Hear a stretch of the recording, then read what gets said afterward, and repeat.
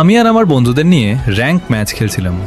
হঠাৎ স্কোয়াডে একজন র্যান্ডম প্লেয়ার ম্যাচে ঢুকে পড়ল। ম্যাচ শুরু হতেই বুঝলাম লোকটা খুব খারাপ খেলছে। লুট ঠিক মতো নিতে পারছে না, গ্লো ওয়াল দিতে দেরি করছে, এমনকি সাধারণ ফাইটেও হারছে। আমার এক বন্ধু বলল, ভাই এই লোকটা কি নতুন নাকি? আরেকজন হাসতে হাসতে বলল, 2026 সালে এসেও এমন খেলে কেউ? আমরাও মজা করতে শুরু করলাম। লোকটা কিছু বলছিল না। ম্যাচের মাঝখানে সে নক খেয়ে গেল। আমার বন্ধু বলল, ভাই আপনাকে ক্যারি করতে করতে তো ক্লান্ত হয়ে গেলাম।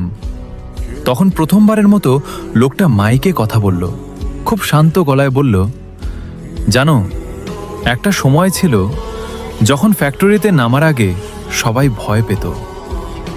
আমরা অবাক হয়ে গেলাম।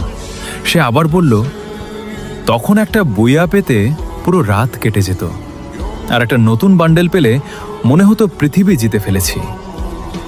আমরা চুপ। লোকটা ধীরে ধীরে বলল, তখন বন্ধুদের অনলাইনে আসার অপেক্ষা ছিল সবচেয়ে বড় ইভেন্ট। তার কথাগুলো শুনে কেমন যেন লাগছিল। মনে হচ্ছিল সে কোনো গেমের কথা না, একটা হারিয়ে যাওয়া সময়ের কথা বলছে। ম্যাচের শেষের দিকে সে আবার বলল, আজকে গেমটা অনেক সুন্দর, অনেক কিছু আছে, কিন্তু জানো তখন এত কিছু ছিল না, তবুও আনন্দটা অনেক বেশি ছিল। আমার বন্ধু এবার আর হাসছিল না। লোকটা হালকা হেসে বলল, হয়তো আমার হাত আগের মতো নেই, তাই ভালো খেলতে পারি না, কিন্তু এই ম্যাপে হাঁটলেই অনেক পুরনো মুখ মনে পড়ে যায়। হঠাৎ পুরো স্কোয়াড নীরব হয়ে গেল।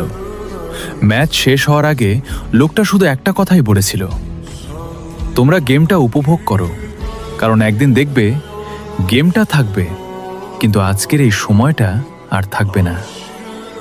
তারপর ম্যাচ শেষ। আমরা ফ্রেন্ড রিকোয়েস্ট পাঠাতে গেলাম, কিন্তু সে অফলাইনে চলে গেছে।